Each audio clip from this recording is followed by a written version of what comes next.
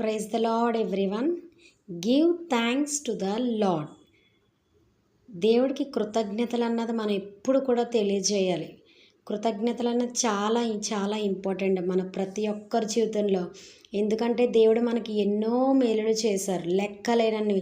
ప్రతిరోజు యేసుప్రభు మనకి మేలులు చేస్తూనే ఉన్నారు. ఒకరోజు ఒక పక్షి ఉన్నది. ఆ పక్షి ఏంటంటే ఎప్పుడు కూడా ఎడారిలో ఉన్నది.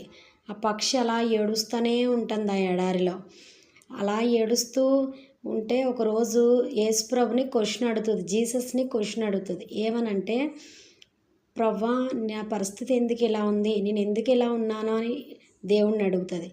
తను అలా ఏడుస్తూ ఉండి అలా ప్రార్థన చేస్తుండగా ఒక ఏంజిల్ అన్నది తనకి ప్రత్యక్షమవుతుంది. ఏంజిల్ ప్రత్యక్షమయ్యి అప్పుడు ఏంజిల్ చెప్తుంది, ఎప్పుడు కూడా నువ్వు దేవునికి కృతజ్ఞతలు అన్నది చెల్లించు అని చెప్తుంది. ఎప్పుడైతే ఆ పక్షి కృతజ్ఞతలు చెల్లించిందో తనకి ఆ ఎడారిలో వాటర్ అన్నది వచ్చింది. ఎప్పుడు కూడా thank you Jesus, thank you Jesus, thank you Jesus అని ఎప్పుడు అలా స్తుతిస్తూ ఉందో ఒకసారి ఆమెకి దేవుడు తనకు కావలసిన ప్రతి అవసరతలు కూడా యేసుప్రభు తీర్చారు. సో దీన్ని బట్టి ఏమర్థమైందంటే, always thank God in every situation.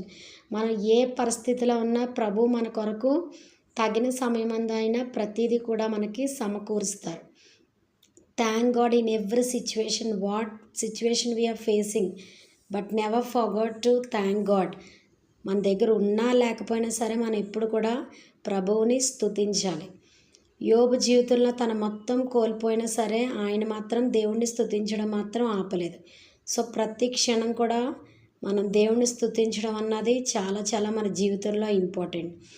Always thank God, give thanks to the lord. Thank you.